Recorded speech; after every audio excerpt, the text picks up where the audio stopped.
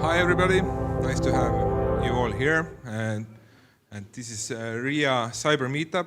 This is the last one of the season. We're gonna start up with the meetings again in the fall. But before you can enjoy your summer, we're gonna talk about 4 topics. First, Ago is gonna talk about the cyber threat landscape by what the Estonian police sees. Then we're going to talk about NATO Tallinn project. There's a lot of money involved, so listen up. Then I'm going to talk about Cyber Accelerator. There's a little less money involved, but still money. And last but not least, we're going to talk about the big Infosec event in Estonia, in Tallinn, BSides.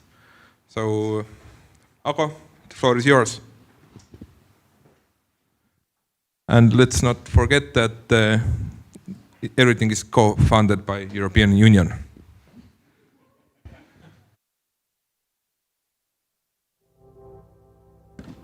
Thank you for the kind words, Seiko. I brought my paperwork with me. 1 second. Glad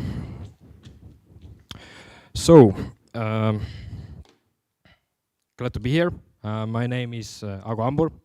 I'm the head of the Cybercrime Bureau, which for those fluent in Estonian is Küberkuritegude Bureau. And we are part of National Criminal Police. For those fluent in Estonian, again, this is Keskkriminaalpolitsei, which is then part of Police and Border Guard Board. And I was asked today to come here and talk a bit about threat landscape, and maybe some in a way that in some way that you normally don't hear about so often, because usually the threats we see, or when our work actually starts and the threats we identify, we don't as often talk about that in public. So I will try and paint the picture of those threats that we see, and then maybe end with a small of a twist. Since this is a community event, I will also have a message for you guys. So, without further ado, I guess this picture doesn't really need much of introduction. I assume everybody in the crowd actually has seen this kind of picture or a similar picture. What this describes is a really standard intelligence cycle, I would say, that also shares a part or is a big part of how we operate in Cybercrime Bureau or in criminal police in general. So really quickly, we have the intelligence at the top. We have some kind of data flowing in. Then we need to extract, transform, and load that data. We have the tooling. We have the development team that actually takes the data and prepares it for analysis, right? And from analysis, we get our suspicions, and those suspicions spawn investigations. Usually the aim of the investigation is to bring somebody to justice, to the court, but not necessarily always. And also, as a side effect, this generates more intelligence and the cycle continues. So this is the basic concept in a ideal scenario. But we don't really live in an ideal scenario. We actually also get incidents. And if the incidents fall under the penal code, then it's our responsibility as the police to investigate those offenses. We do that at Cybercrime Bureau. We also, within Police and Border Guard Board, there are prefectures that also investigate incidents. But the fact about the interesting fact within that intelligence cycle is that those incidents usually enter into our domain of visibility from outside.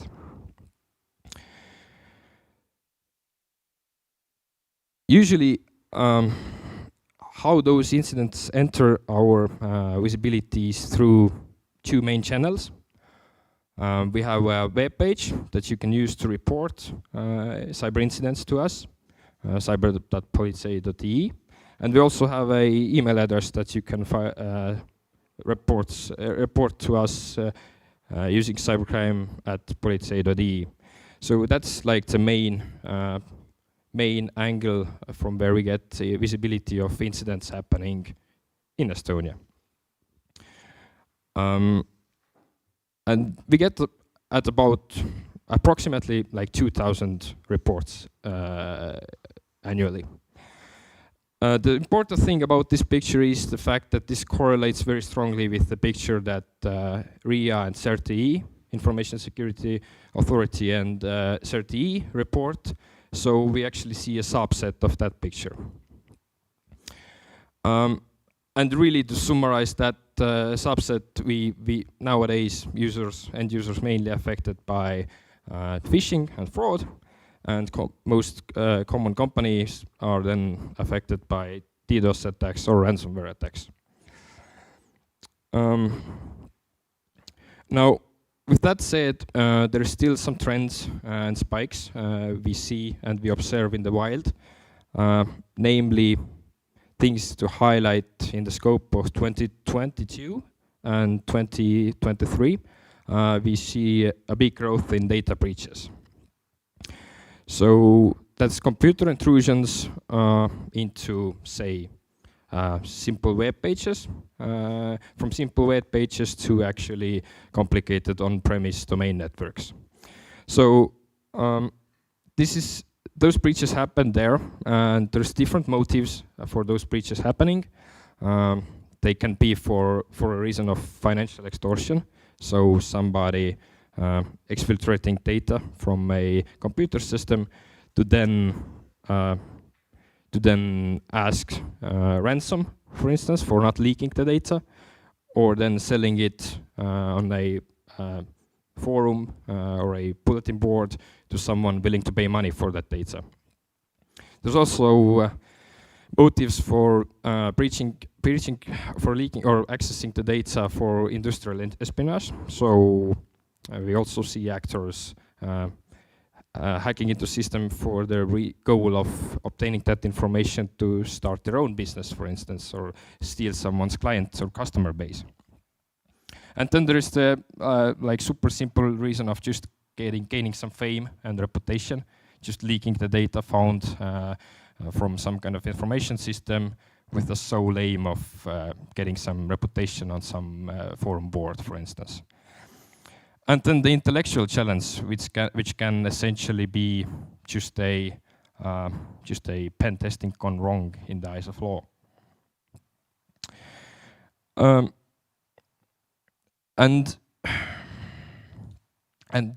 with that said, with those like motives described, there's another angle we see from the common, from the general public, the perception versus reality into those incidents. So this, I think I'll just show you the perception or how the common people deceive these kind of data breaches or the actors behind that. So the common thinking or the general idea is that very often people tend to think that the people behind those attacks have unlimited resources of knowledge and history. They are maybe a group of veteran hackers with tens of years of experience. They quite likely get paid for what they do. They have unlimited financial backing, maybe. They have access to some really awesome hacking tools and frameworks that nobody else has ever seen again. Maybe they have access to exclusive 0 days that they can use against the computer system. But what we actually see is that is not always the reality. For us, now this is not statistically accurate, right? Just to bear in mind, this is just a common, the most average case of a data breach or the actor behind data breach. We're talking actually about somebody who's fairly young, who has no formal education in the field of computer science. They might not even have graduated high school yet, or even entered high school yet. They mainly learn from Google and GitHub. They use common sense and experimentation just to gain knowledge about the systems or targets they're hacking. And very often the access to the systems that they intrude in is through super simplistic ways. This could be configuration mistakes, simple directory listings that leak some kind of configuration information, default credentials being used. So we're not really talking about super advanced stuff here, right? I will jump here for a moment. I have this kind of analogy I would like to describe. I dubbed this caveman policing. How many of you here have seen sketches of Mitchell and Webb? Does this ring a bell? Okay, I see a few hands. Luckily, this wasn't the assumption I made for this talk, so there's no problem if you haven't seen that. I will really quickly show you a scene and talk to you about it a little bit. So this is a keyframe from a sketch named Caveman. This is by Mitchell and Webb. I recommend you watch it later in YouTube. It's fairly short, 2 minutes. What we can see here is this activity is taking place in the Stone Age, right? There's a victim on the ground that has been killed. Then on the left, we have a witness. In the middle, we have a investigator, and to the right, we have a court coroner. So there's a small discussion going on between all the parties, except obviously the dead victim. Okay, I guess maybe this makes it a bit easier to follow. I will read out some lines from this dialogue that's taking place. Just bear with me. So in this picture, the coroner states, "Looks like this man was killed with some kind of a stone implement." And then the investigator replies, "Not again. Sometimes I think the whole advance of the stone technology has been a bit of a double-edged sword." Investigator then continues, "Do we know the time of death?" Coroner thinks for a moment then and replies, "I think I can narrow it down to sometime before now." Investigator notes that and then continues, "Okay, let's start investigating. Did anyone see this man being killed?" "No," states the witness. And then the investigator concludes, "Right, I'm all out of ideas. All we know is that at some point before now, someone hit this man to death with a stone and no one saw who did it. The perfect crime." Right?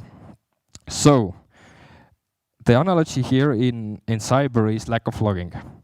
I was telling you about data breaches, and now I'm getting to the problem or the aim of my talk, lack of logging.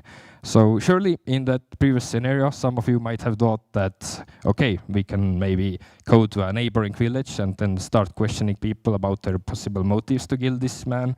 Or maybe we could go and see for people that have visible marks of or signs of violence, or hold a bloody stone in their cave. But in cyber, we can't really do that. because in cyber we're talking about 8 billion people. It doesn't make sense for us to question them all. So logging in is the key, and I'm really sure everybody in this room already knows that, right? But the issue at hand is that the common domain in the IT sector even, there is a lot of room for improvement in that regard. Because the common deception of the adversary that I showed you earlier is so fundamentally, the adversary is being thought of being so fundamentally advanced, people tend to be scared of the incidents that might be happen, and we see a lot of really the bare minimum, just the fact of enabling logging, we see that not being done.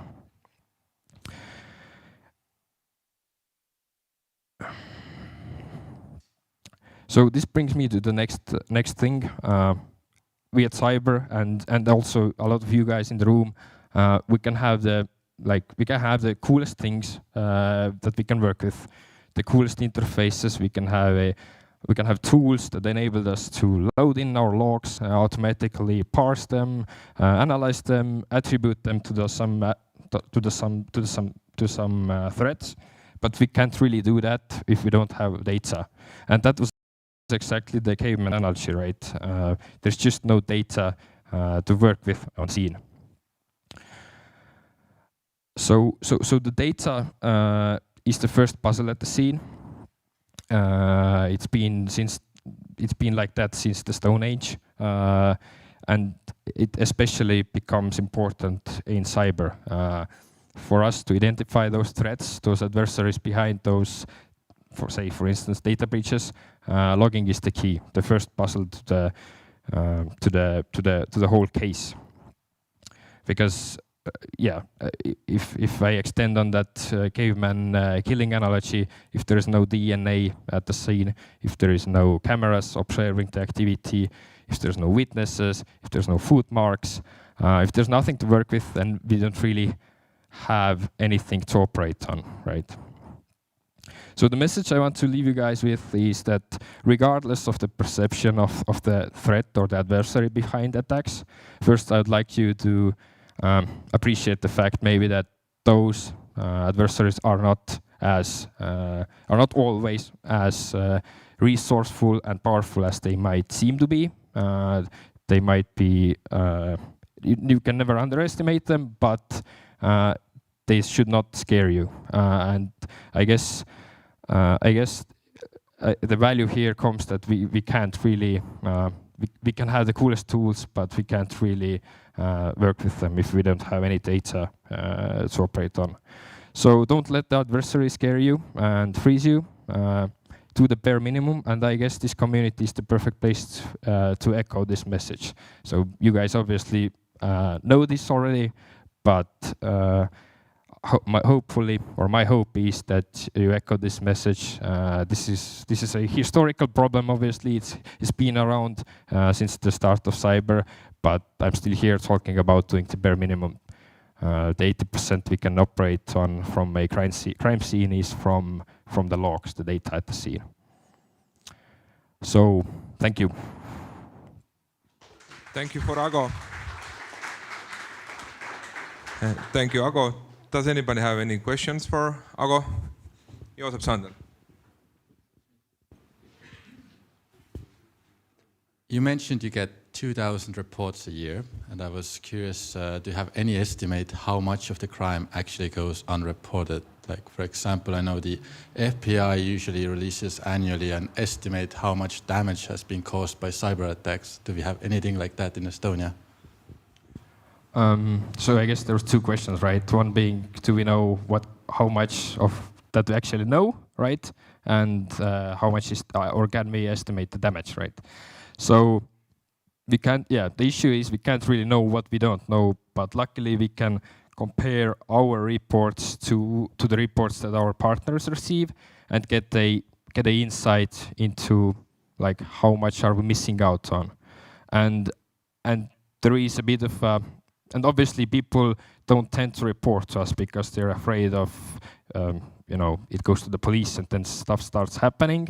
It's definitely something they shouldn't be afraid of, but it just seems to be the trend but we can confirm our statistics with pictures that other law enforcement agencies and partners just as CERT see, so we can actually compare that picture. And with the financial part, this really fluctuates, especially in a country like Estonia, where you can have one big victim that actually changes the picture annually a lot. You can have 1,000 small victims, which makes up a small amount, but then you can have one big victim making up a big amount of damage done financially. So it's really hard to measure that, and we try to look beyond the monetary losses. But obviously this plays like a big part in our investigations to make sure that all the damage done is recovered, and we actually focus on those things that could cause potentially the biggest damage to the people. And one last question. Thank you so much, first of all. There is almost no national borders in cyberspace. So basically investigation is based on international cooperation, as I understand. So how effective it is? So it's I guess it's a matter of So I guess it's a matter of what are the expectations regarding the speed and how fast we get results from the initial breach, for instance. So if we start investigating an incident, what does society expect? How fast do we get to a point of actually identifying and attributing to the criminal and bringing them to the justice?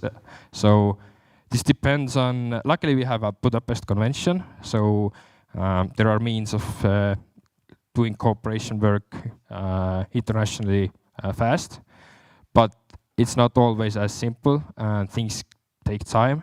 A simple, really, an incident that you might think is super simple to solve could take 2 years because of some simple international cooperation level issue where we just have to wait behind some kind of bureaucratic process in another country, for instance. So it boils down to what are the expectations actually of how fast those crimes should be solved. Thank you, Ago. Let's give it up to Ago. Thank you. Next up, we have Kadri Tammai. She's going to give us a short overview and insight to NATO's Diane program. So, hi everyone, my name is Kadri, but I'm actually going to speak about Diana. So, just before kicking off the part regarding Diana, a few words about Tehnopol Startup Incubator. So, we are actually empowering founders and have been doing so for over a decade now. So, we have launched over 600 new startups to the market, which means that for example, last year, approximately 100 startups went through our programs on various verticals. We get around 300 applications each year, and the programs are not oriented towards Estonian companies only, but we do accept foreign founders as well. Approximately 30–40% out of the batches usually come from abroad. So the startups already know that Estonia is the best place to found your startup company and to scale it up as well. Usually, regarding startups, the statistics is rather sad. So 90 out of 100% will not succeed, they will die. But we have a success rate over 60%, so probably we must be doing something right. And probably not us only, but definitely us together with our wonderful mentors that we have in our mentor pool, and we have over 140 mentors. We have different kind of programs, and Seiko later on will cover the Cybertech Acceleration Program, but something to consider perhaps for you as well. So we have run different programs on the deep tech health tech side. We are partnering up with the European Space Agency, providing space incubation programs, which are actually dual use as well. So a lot of tech that is oriented towards the civilian sector actually can be used in the space tech as well. Just now we are running AI and robotics acceleration program. The next batch will start in October this year. And we are also behind the governmental innovation lab called Accelerator Estonia. So if there are any legal barriers on the road of startuppers, then this program is definitely a perfect fit. But now heading to Diana. Diana is actually implemented by a consortium. So Tehnopol is leading the consortium together with our wonderful partners from Tartu Science Park and also from Startup Wise Guys. And the reason why NATO started off this acceleration network is actually quite clear. So previously, over the decades, a lot of innovation came from the defense sector, also from the space sector, and the cards have shifted now tremendously. So a lot of innovation, the majority of innovation comes from the civilian sector actually. And the defense sector wants to tap into that. So wants to actually get the knowledge from the civilian sector, wants to actively work with those startups that have never thought about going for the defense because this is perceived as rather hard. But now we are trying to change it. So basically, it is what is Diana? Diana is a defense innovation accelerator for North Atlantic. It is a network of accelerators, and we will be kicking off first programs already this year. So on the 19th of June, you are more than welcome to join us for the launch of the challenges. So this is the specific date where the challenges will be revealed, and once you get a chance to actually apply for the program. So the focus of those challenges for this year, there are three this kind of like umbrella topics or challenges, everything regarding the energy resilience, which we all know is super important, not only for the defense sector, but in a broader sense as well. A lot of cool innovation happening in that sector that we already foresee that could be used in the defense. Also everything regarding secure information sharing and sensing and surveillance. So those are the topics that we are seeking for. Those startups should be developing those technologies for this year. But Diana is not a one-year program, so it's actually ongoing, and there will be a lot of new challenges starting from the next year. So what is the value proposition? Unfortunately, the size of the grants can't be revealed, not yet. We will reveal them on the 19th, but I will say that they are massive. They are equity-free, IP-free, with no strings attached, which means that we are not taking any part of your startup company, nor we are taking any rights of the IP. And this is very crucial for startups. So this is kind of like free grant money to actually build those solutions that you have in mind. Of course, there will be a top-notch training program. It will be a 6 + 6 month program, which means that all of the startups will get support for over 6 months, and the best ones 6 more. So it will be a united curriculum. So this kind of program has never been launched before. So all of the aspects, how to build your commercial startups, will be covered. And aside from that, also all the curriculum regarding how to work with the defense sector. So as said previously already, there are a lot of aspects you need to know if you would like to enter this sector, and basically we are helping you to tackle that issue. You will have access to over 100 test centers all over the alliance.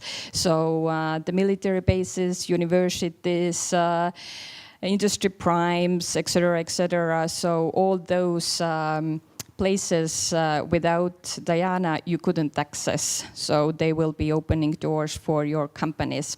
Also access to technical and academic support. So just to give you an example, NATO has over 6,000 experts on the technical side that could be used to develop your company. Also advisors, of course, a possibility to use the NATO brand. And what is one of the most important things are direct access to potential clients, whether they are as industry primes, so there are a lot of defense primes out there. Yes, none of them are situated here in Estonia, but a lot of in UK, a lot of in Germany, in US as well. So direct access to those primes, and not only to the primes, but actually to the governments as well, which makes the biggest player in NATO actually. And of course, startups are constantly seeking money. If I was mentioning earlier that the grants are equity-free, there is another possibility. It's called NATO Innovation Fund, which is a 1 billion fund, which will do direct investments, and those will be equity investments to those startups taking part of the program. So, who are we seeking for? Potentially, it's quite a broad list of candidates. You can be an early stage startup company, usually in between of technology readiness levels 4 up to 6, somewhere in that field. You can have a scientific team just spinning out of the university. You haven't established a company yet. No worries, you are still good to apply. Of course, spin-off companies from the corporates as well. So it's not mandatory that you are building a startup company from the scratch, but easily can be that it's a separate company that is spinning off from the corporate side. And of course, existing entrepreneurs, innovators who are not working in the defense sector. And this is one of the most important things to mention as well, since this is a dual-use accelerator, which means that beforehand we are seeking and reaching out to startups working on the civilian sector. So this is not a defense-oriented acceleration program only, so you don't have to have a previous experience of working with defense. Probably you have never even thought about working with defense, but Diana makes it super easy to do so. So do think about that possibility as well. I was showing you those umbrella themes for 2023. There will be new ones for the next one, definitely. But in our case, each of the accelerators have basically picked and chosen their topics or the verticals which they feel themselves the strongest, and those are ours. So those big four, let's say, AI, cyber, autonomous systems, and big data, they are all interconnected. And this is definitely our cup of tea to tackle. So hopefully we will have questions. Does anybody have some questions? Everything was so clear. I'm going to ask you, what do you think, which field, which focus would be the most, I don't know, bringing most value in, or the most teams would be interested in? Is it like AI or robotics, or you think it's gonna be like all four topics will be like? So we are definitely hoping that all of the challenges will have sufficient number of startups that are applying to participate in the acceleration program. How they are solving those challenges or which technologies they are using, this remains to be seen. So we all know that cyber and AI both are like super hot topics, overheated, I would say. But I think that the biggest number of startups are tackling the information sharing challenge, probably. This is my perception. Thank you. No more questions. Thank you.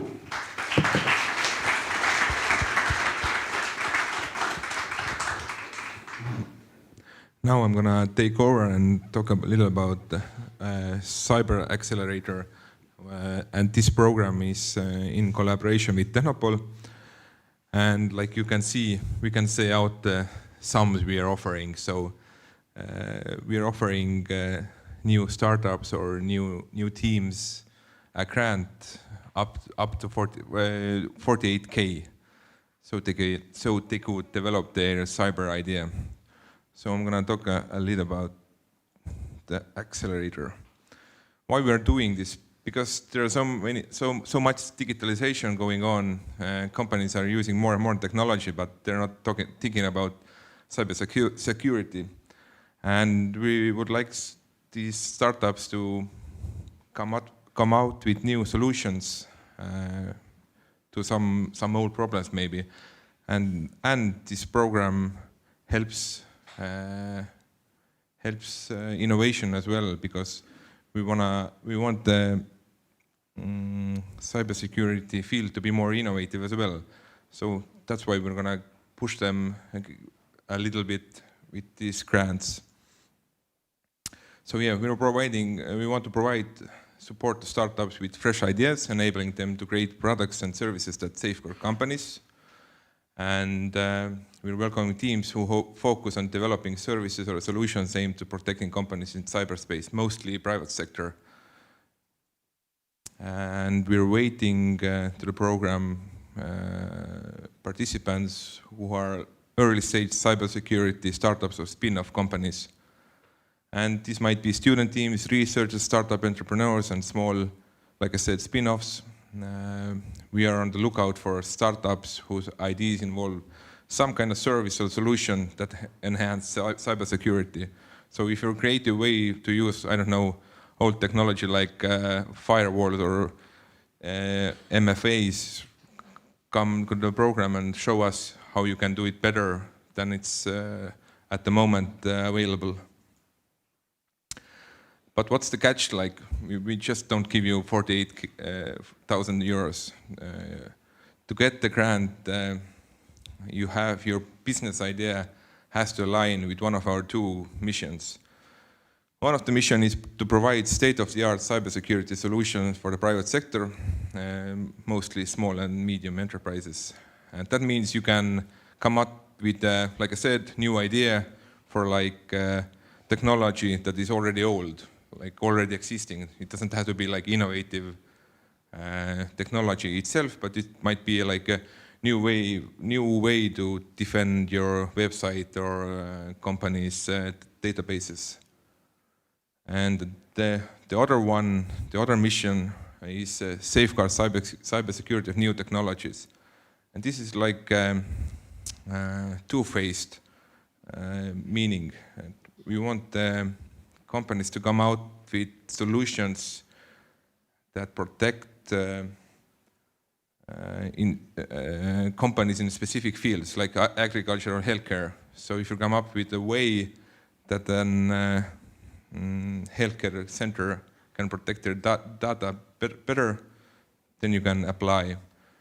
But we would like that these ideas and services that you come up with include new technologies as well, like how can a farm use AI, robotics better and safer, because they are digitalizing as well, and they don't think through how to make their system secure.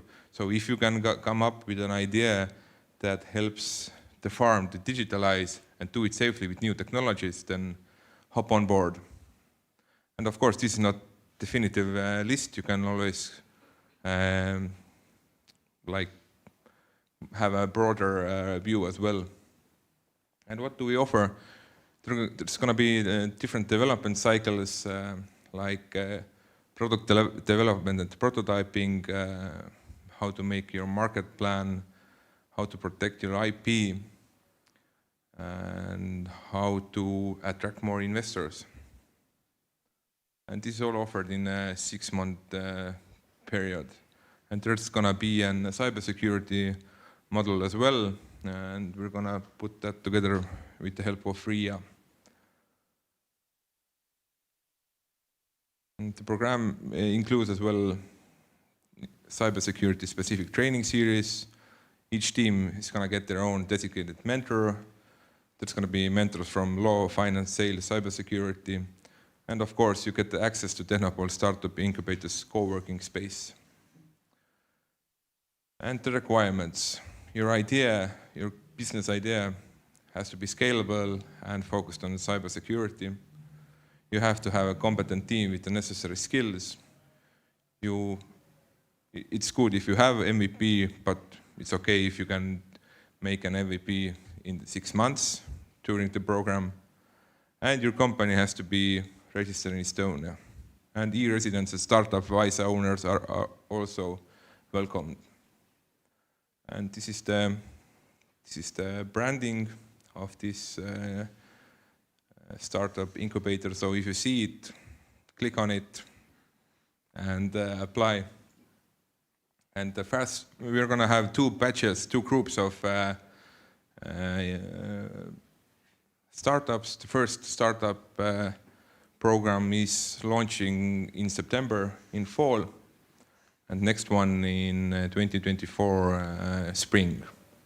And if you want more information, you can write to me, you can write to Anneliisa, and the deadline for this program is on June 16th.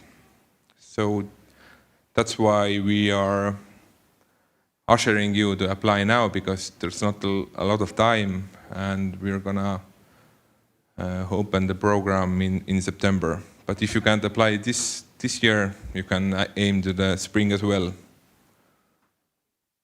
So here's the link in English for the Cyber Accelerator. Okay, this one is a mess, but before I end, I'm going to talk about another event we're going to have, because we really want to give out money, and the European Union really want to give out some money.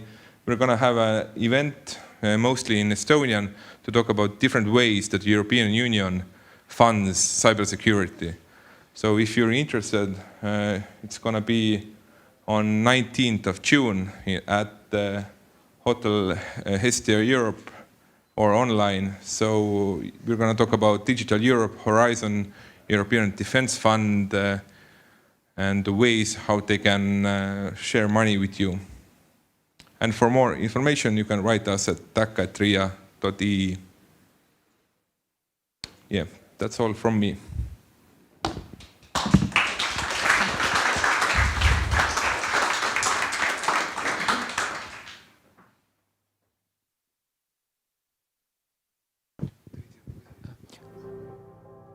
Thank you very much. Just one question. Regarding the program, do you expect idea validation during the program or before the program? Can you repeat that? About idea validation, people have a great imagination. They have great ideas, but the idea validation should be done. We need that you have some kind of project or pilot plan to show us. So if you just have a good imagination, then... Again, my question is not about just any papers. Idea validation, some testing, if it's working as a field. The test can be like during the program as well. If you have an idea and you apply and you get to the program, then you can validate during the program. Thanks. So now, the last one before we can all drink some beer, we're going to talk about BSides, and we have here Silvia and Liisa. Hello, hello. Yes, I'm Silvia, and this standing next to me is Liisa. And hello, hello. Yeah, and the reason that we're standing here is because another BSides Tallinn is around the corner.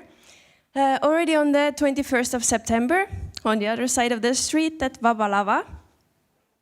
And I think Liisa can tell us maybe a little bit about the concept of BSides, what it is. So BSides, it's happening for the third time this year. And it's actually a series of global infosecurity events. So back 3 years ago, me and a friend of mine, Hans Lugas, we were just walking around the streets of Tallinn, being miserable because of COVID times and everything being closed up. We started thinking we should do something cool, and then we decided to organize BSides. And how I came across BSides, I was working for a startup where we wanted to meet Infosec techies. And so I started asking around Infosec techies of Estonia, what's the coolest event that you go to in the world? And BSides started coming up. So it turns out BSides was founded in 2009 in Las Vegas. And it was founded by a couple of really angry hackers who had submitted their papers to Black Hat and got a rejection because, sorry, your paper wasn't good enough. And then they discovered that Black Hat and DEF CON is full of presentations from sponsors that have, I don't know, given a significant amount of money, and then they can be on the stage and demo their latest tech, which is just really boring. So what they did in Las Vegas, they rented a house with a pool, which is important because it's hot at that time. We also had a pool party last year. We'll have this year as well. Pools are important in BSides. So they put up a jar, so if everybody can come, you can put some money in the jar if you want to, and then just hold the talk that was rejected at Black Hat. And it turned out to be the coolest Infosec event of all times. And now it has spread like a virus. It's happening in, last time I checked, like 218 cities and 80 countries. So all across the world, you can go to a BSides in Africa, you can go to BSides in South America, everywhere. So BSides Tallinn, happening in September. If you want, you can found BSides Tartu. It's all up to you. Yeah, if we forget about anything today, then you can go and also check out the website that we have, tallinn.bsides.ee. Also want to mention that BSides has happened now 2 times. So we have to make the third one because the last ones were pretty good. Yeah, the most important thing for today, I think, is that we have opened the call for papers, which means that everybody here, also your friends, everybody is expected to submit something because your content is what makes the event great. And yeah, if you go to the website, you can see all the topics that we expect, but if you have anything that you have researched or you're really super curious about and it relates to cybersecurity, then go ahead and submit. Also, the deadline is the 31st of July. If you don't want to come and talk, but you have a good idea that maybe somebody from your friends should talk, then you can let us know, and we will really ask them kindly to submit the paper. But if you don't want to talk, you can also get a ticket. So community tickets, 75 euros, supporter tickets, 250 euros. And we've been approached a couple of companies who want to buy the tickets in bulk. So just reach out, and we're happy to sell you a lot of tickets and give an invoice. Yes.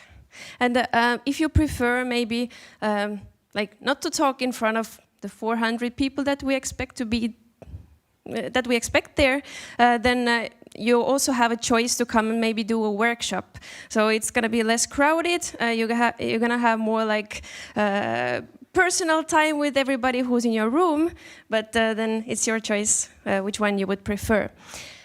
So from talks to tickets to volunteers. No community event can happen without volunteers.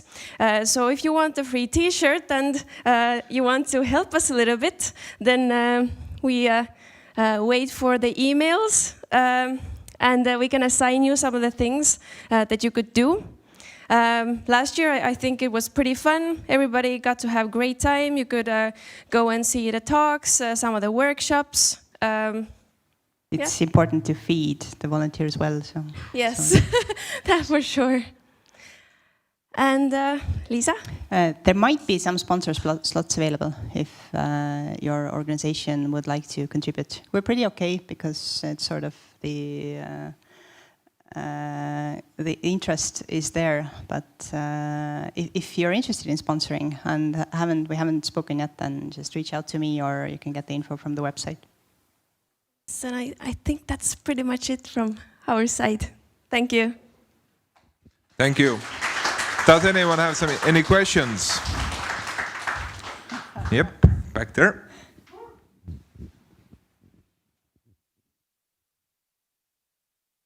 How much equity do you take? No. The fuck was the question? All right. Do you record your talks? We would like to record them. So if you submit the paper, then there's a tick you can put to the box that you wouldn't like to be recorded. And will you publish them later on? Like on YouTube or somewhere? Yeah.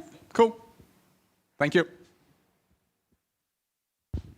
I have one question. Do you have any headliners you can mention? Some big speakers at the event, or is it too early? It's too early. I mean, we haven't thought about sort of the keynotes speakers yet. Like a lot of BSides just happen with the community support. Yeah, I wanted to say that just like a couple of weeks ago, we made a post in our Facebook. So if you have like any of the speakers or topics that you would want to hear about, you can let us know there. So maybe we have a chance to track them down and have them for you at the conference. Thank you. Let's give it up to Nope. Just one more question, sorry. So I'm a person who's not from a tech background. I'm from a legal background. Now, is this event something that would be beneficial for me as well to come and see and listen? You heard it. But like, or is it too? I work with cyber security questions and technology in general, but is it perhaps a bit too technical? I wouldn't say so, but because like, I mean, if you work in legal and you have some cybersecurity background, then if you broaden your knowledge in that area, like in general, then how can it be like bad? I guess one of the key ideas behind BSides is that it's open to everybody. So if you just want to come and work as a truck driver, you're very welcome. So you heard it here, truck drivers are welcome at BSides. And with that, we conclude this summer's last Cyber Meetup. So thank you to Lisa and Silvia. Thank you.